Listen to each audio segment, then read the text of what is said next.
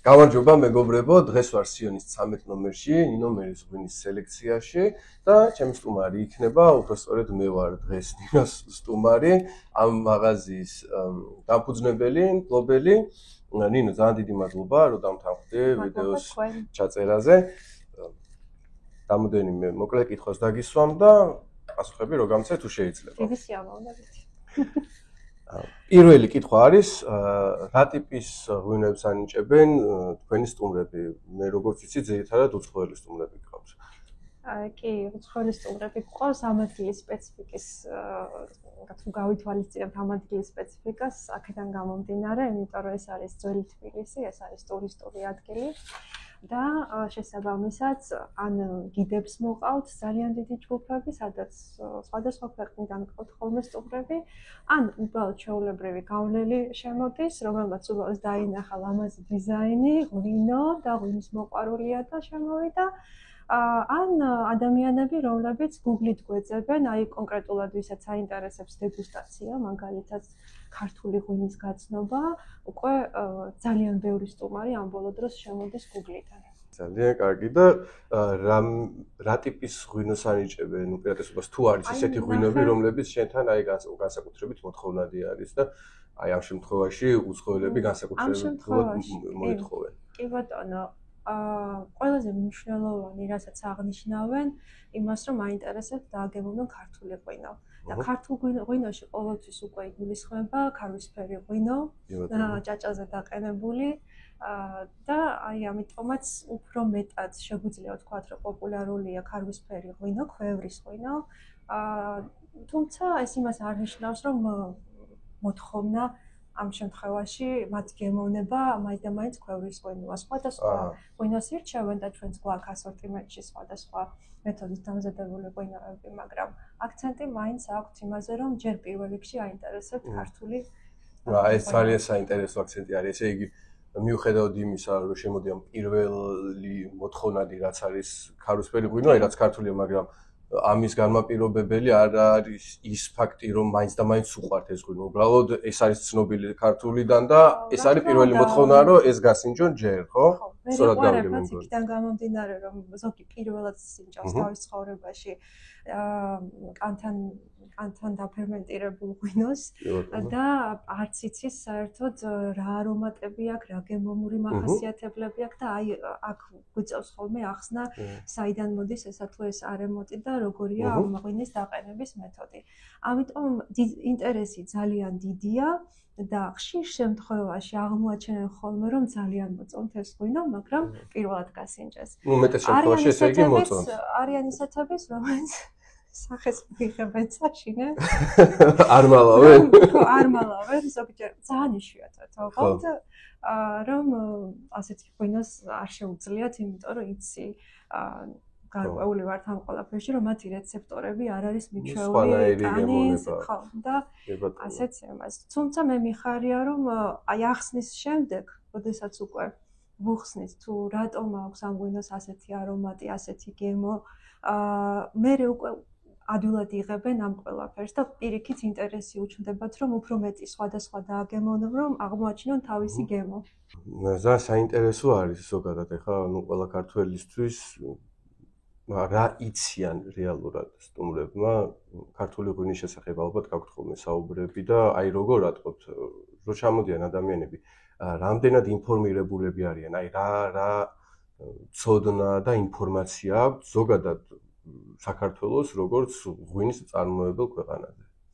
კი ბატონო, მე ხა საუბრობ ჩემი გამოცდილებიდან გამომდინარე და ეს იმას არ ნიშნავს, რომ რადგან მე მაქვს რაღაცა გარკვეული ჩემეული გამოცდილება, უნდა განვაზოგადოთ და მთლიანად მივიღოთ ამ ყველაფერზე, მაგრამ ჩემი გამოცდილება მეუბნება, რომ ინტერესი ძალიან დიდია, თუმცა ჯერ კიდევ არ იციან რა არის ქართული ღვინო. ანუ ჭირდება უფრო მეტი მარკეტინგი, ასე ვთვლი მე და უფრო მეტი პოპულარიზაცია უცხოეთში. ადგილზე კი ვმუშაობთ, მარტო ჩემი ღვინის მაღაზია ბარი არ არის, მრავლად არის თბილისში და ყველას ძალიან დიდი წვლილი მიუძღვის 8000 მოსავალიდან დაწყებული მცირე პატარა მაღაზიები დამთავრებული იმაში, რომ ქართული ღვინო სწორად იყოს მიწოდებული უცხოელ მომხმარებელთან.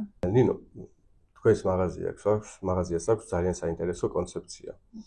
თქვენ სელექციაში არჩევთ ღვინოებს და ცდილობთ არჩიოთ საუკეთესო ნიმუშები სხვადასხვა მეღვინეობის, ქართული მეღვინეობის რეგიონებიდან, რომელ ღვინოებშიც იქნება გამოხატული ჯიშური არომატები და ასევე ეს ღვინო შეძლებს წარმოაჩინოს რეგიონისთვის დამახასიათებელ ან ტექნოლოგიას, ან სხვადასხვა სახის შტრიხებს.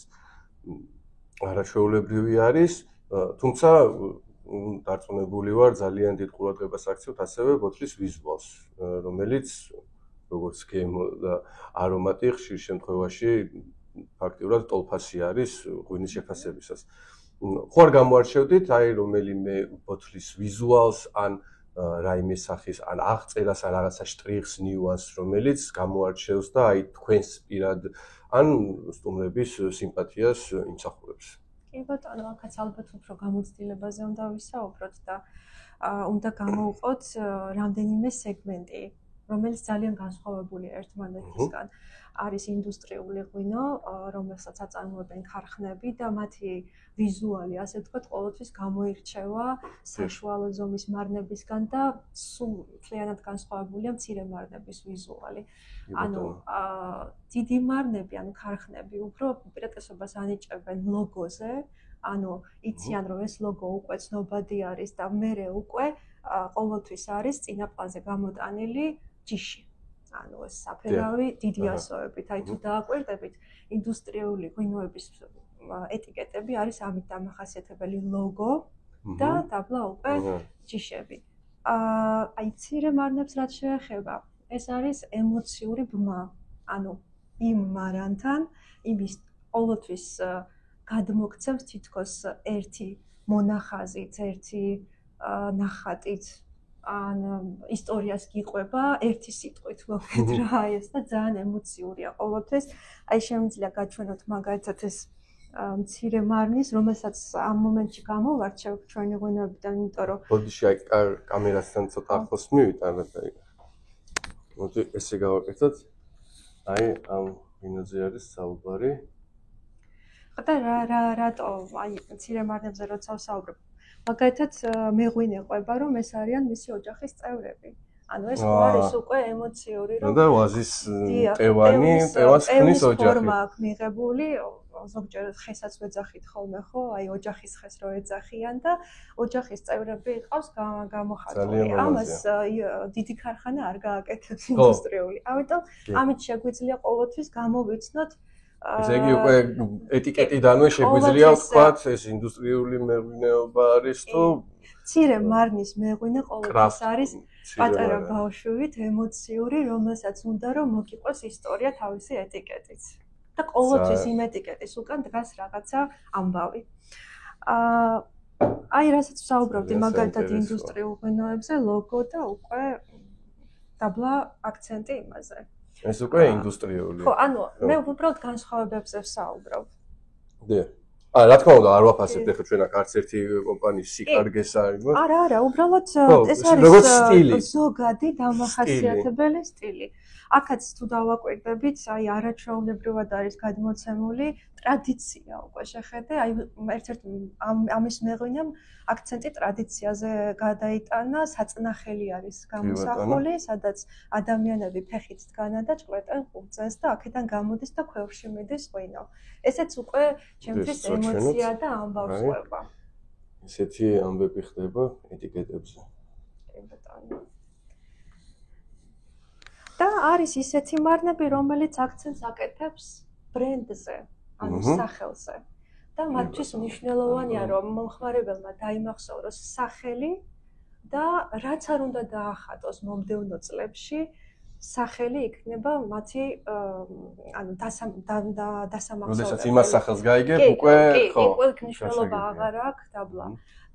ძალიან მნიშვნელოვანია იმ მომხმარებლებში, რომლებიც ვერ ერკვევიან ღვინოში და შემოდიან და არ გთხოვენ რომ ღვინო გაასინჯო, იმიტომ რომ ვინც გთხოვს რომ ღვინო გაასინჯო, იმან იცის ღვინო და უკვე უნდა რომ სიღრმეებში წავიდეს, მაგრამ ვინც მხოლოდ ეტიკეტით არჩევს, ამ შემთხვევაში ფერების თამაში ძალიან დიდი როლს თამაშობს, ანუ ფერი არის მნიშვნელოვანი და ფერებით თამაში. აი მაგალითად ყვითელი ეტიკეტი გვაქვს აქ, რო შემოვა ვიღაცა ყვითელს მიაქცევს ჯერ ყურადღებას.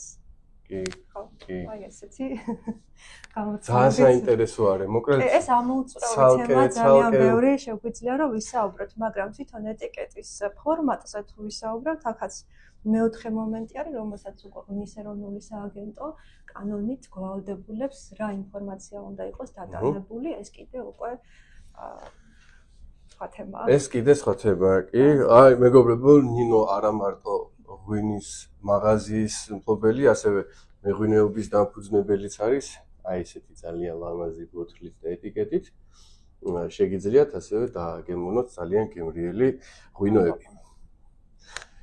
ძალიან საინტერესო იყო, აი ეს ნაწილი განსაკუთრებით ჩემთვის ძალიან ბევრი ახალი გავიგე ამ შემთხვევაში შენგან და ძალიან საინტერესო არის აი თქვენი აზრი. აი ამ ეტიკეტებზე ძალიან საინტერესო თემა არის და დამიწერეთ კომენტარებში რას ფიქრობთ აი ხო, ანუ თქვენთვის რომელი მიმდინარეობა არის სწორი თუ ამ საქმიანობაში ჩართული, ესე იგი მარკეტოლოგები და ეს ბრენდის სპეციალისტები გვიყურებთ, აი თქვენი აზრი საინტერესო იქნება, რომ ცოტა გავშალოთ.